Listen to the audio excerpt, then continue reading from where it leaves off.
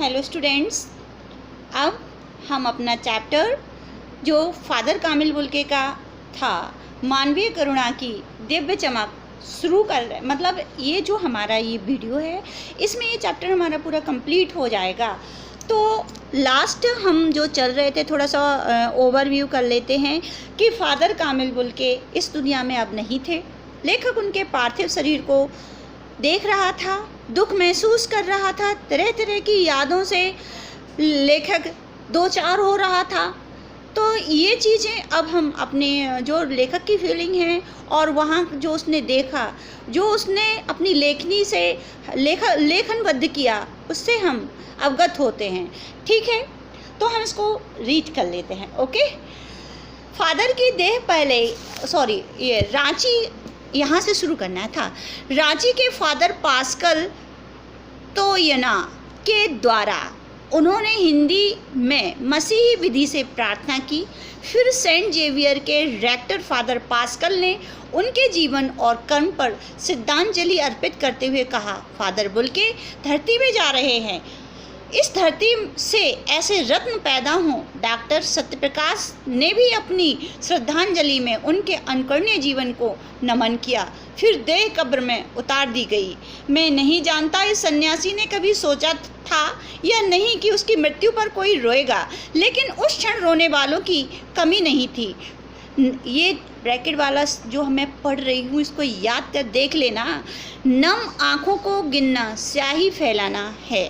इस तरह हमारे बीच से वह चला गया जो हम में से सबसे अधिक छायादार, फल फूल, गंध से भरा और सबसे अलग, सबका होकर सबसे ऊंचाई पर मानवीय करुणा की दिव्य चमक में लहराता खड़ा था, जिसकी स्मृति हम सबके मन में, जो उसके निकट थे, किसी यज्ञ की पवित्र आग की आंच की तरह आजीवन बनी रहेगी। मैं उस पवित्र ज्योति की याद में श्रद्धान्वित हूँ। देखिएगा ध्यान से, चैप्टर हमारा एंडिंग पे है, पैरा हमारा लास्ट चल रहा है। लेखक ये कहना चाहता है कि एक तो लेखक फादर के जाने के दुख से बहुत गमगीन है। तो वो कहता है कि वो वहाँ पे देख रहा है कि फादर का अंतिम संस्कार मसीही विधि, चूँकि फादर क्रिश्चियन थे तो उनका मसीही विधि से उसका अंतिम संस्कार हो रहा था।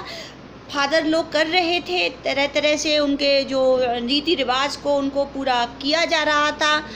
ठीक है, और डॉक्टर सत्यप्रकाश भी और डॉक्टर सत्यप्रकाश जो हैं, उनके जीवन पर, उनके जीवन के जो क्षण हैं, उन पर, उनके कर्म पर प्रकाश डाल रहे थे। अर्थात कहने का मतलब ये है, जो डॉक्टर सत्यप्रकाश थे वो उनके बारे में, उनके जीवन के बारे में थोड़ा सा अपने उनके जो उन्होंने किया उसको एक बार सबके सामने कह रहे थे, बता रहे थे कि फादर कामिल बुल्के का जीवन लोकहित में गया।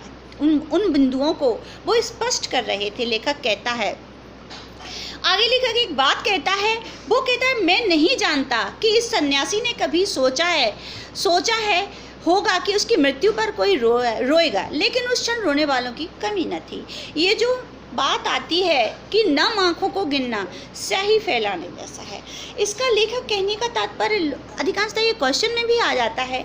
लेखक के कहने का तात्पर्य यहाँ पे ये है कि वहाँ पर फादर के जाने, फादर को श्रद्धांजलि देने के लिए, समझ रहे हो मेरी बात को, वहाँ पर फादर को श्रद्धांजलि देने के लिए और वहाँ जो लोग उपस्थित हुए थे उनको गिनना, उनको काउंट करना या उनको गिनना अपने कलम की स्याही को बर्बाद करने जैसा, यानी कि ये काम बेकार का काम लग रहा था, क्योंकि अनगिनत लोग वहाँ इकट्ठे हो गए थे और फादर कामिल बुल्के को अपनी श्रद्धांजलि आंसुओं के माध्यम से, उनके बीते हुए क्षणों को याद करके तरह तरह से लोग अपनी श्रद्धांजलि फादर को याद कर रहे थे।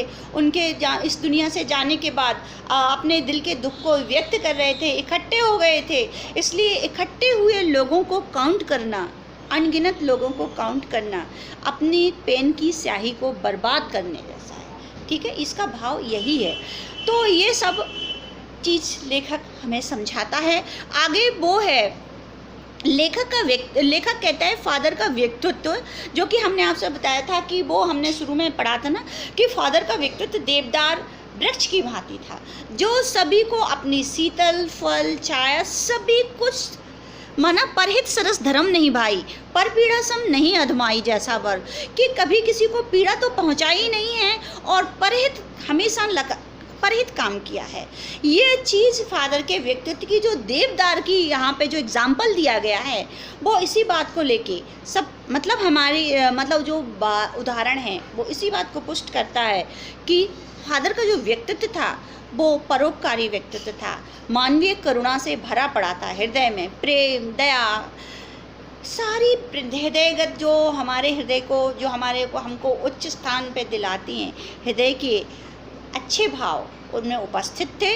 तो ये जो मानवीय करुणा की दिव्य चमक में लहराता खड़ा था, ठीक है, फादर का व्यक्तित्व जो था वो आज हमारे सामने मानवीय करुणा के रूप में दिव्य चमक के रूप में लहराता हुआ खड़ा था और उनकी जो और जिसकी स्मृति में हम सब उनके निकट थे। ठीक है, अब एक और चीज़ आती है जो हमें यहाँ पर स्पष्ट कर दें कि किसी यज्ञ की पवित्र आग की आँच की तरह आजीवन बनी रहेगी। देखिए यहाँ पे जो फादर का लेखक ये कहना चाहता है कि फादर इस दुनिया में नहीं है, परंतु उनकी मौजूदगी को हमने कैसे फील किया है, लेखक कैसे फील करवाना चाहता है, वो कहता है कि उनकी मौजूदगी यज्ञ की अग्नि के जैसी है।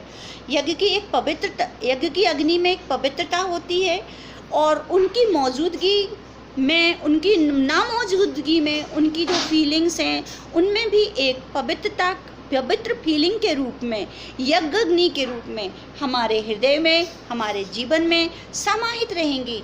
उनको एक पवित्र व्यक्ति के रूप में उनकी यादों को हम अपने जीवन में संजोए रखेंगे। ये हम इसका मोरल आता है, भाव आता है। ठीक है, मैं उस पवित्र ज्योति की याद में श्रद्धानत हूँ। लास्ट वर्ड लेखक कहता है कि मैं ऐसे महान व्यक्ति, ऐसा परोपकारी व्यक्ति की याद में आज अपने सिर में, अपने दिल में और अपने अपने शरीर को श्रद्धा नत करता हूँ, श्रद्धा से नमन करता हूँ। ठीक है, ये चीज़ लेखक समझाता है। ठीक है, तो ये चैप्टर हमारा पूरा कंप्लीट होता है। नेक्स्ट वीडियो हमारे नए चैप्टर से शुरू होगा।